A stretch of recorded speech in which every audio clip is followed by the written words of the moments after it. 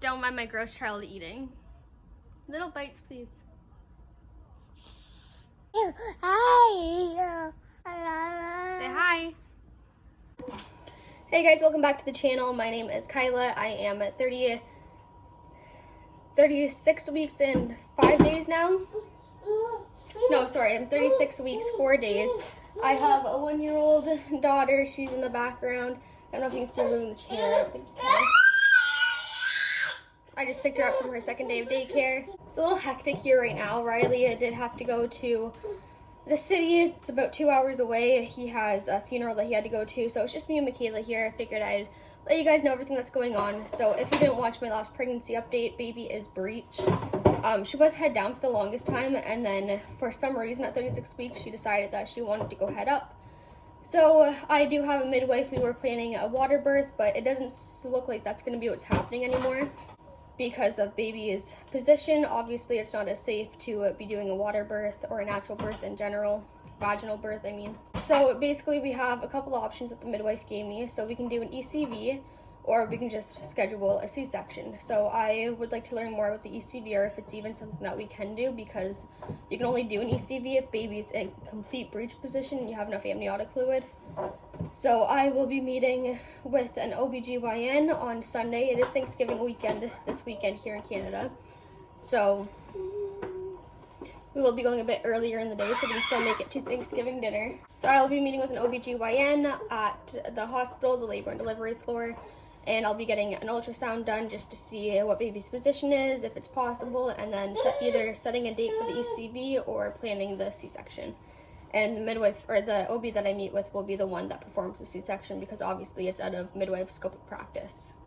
But I just wanted to keep you guys updated on everything that's been going on, just because I don't know what's going to be happening come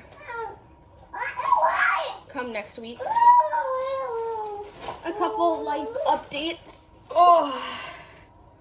Say hi. Hi. A couple life updates. Michaela did start daycare. She goes 2 days a week just to help with her speech. She is a little bit behind with communication. We get a lot of that. She knows how to communicate with people, but she just doesn't like to speak. She says maybe 4 or 5 words, and she's how old are you now? 19 months? She's 19 months old. So we did that just to hopefully help with her speech, and she really enjoys it. They go out to see horses and play outside, and she's made friends. So I didn't get to record very much, but we did go to the midwife appointment today. My heart rate is good, baby's heart rate is good. She said that no parts of the baby are pronounced in my belly, so she couldn't really tell what she was feeling. But we will be going in tomorrow at 10 o'clock to the OB for a consult for the ECV. She said there is a chance that we could be going into an emergency C-section tomorrow, so we have to have everything ready for that.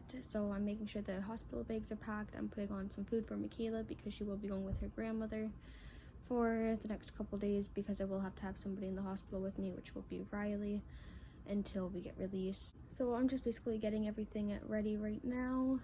Honestly, I'm pretty nervous.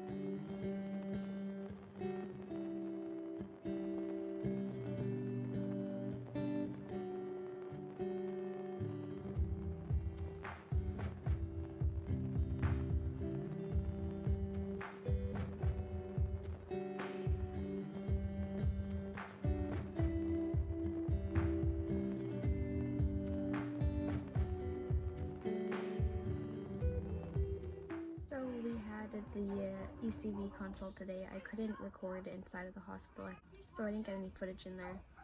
But we got there. We waited for probably about 30 minutes in the wait room, and then we got brought into an assessment room where we got the NST done. I am getting pretty consistent Braxton Hicks, so there's like a TOCO number or whatever. So if the TOCO number is between 5 and 25, then it's a Braxton Hicks, and mine was consistently sitting at a 5 or higher, and then would go all the way up to the high 20 or the low 20s, sorry. The one time I did go up to 31, and I've been feeling them all day, so I'm hoping that means labor might be getting close. We had the OB come in, and she did the ultrasound, and the second she put the little wand on my belly, she was like, oh, there's the head. So baby is head down now, so she must have flipped on her own.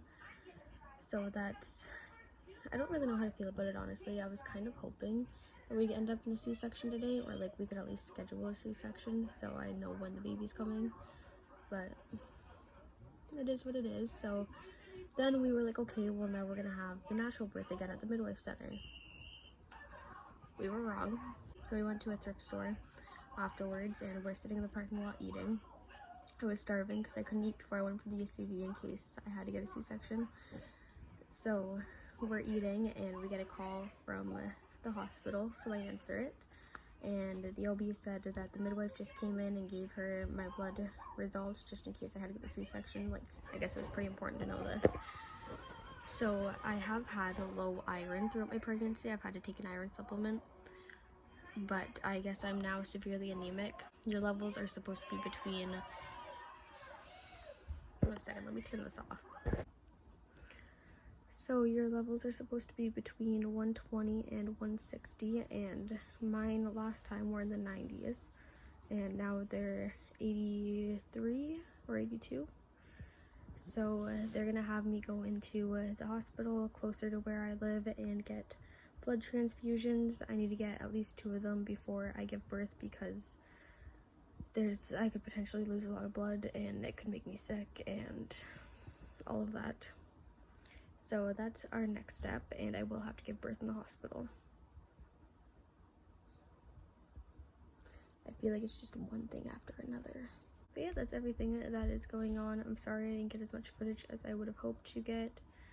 I'm literally going to play Fortnite or The Sims for a little bit and then do some schoolwork and go to bed. I will talk to you guys next time, and the next video will most likely be to do with the iron transfusion.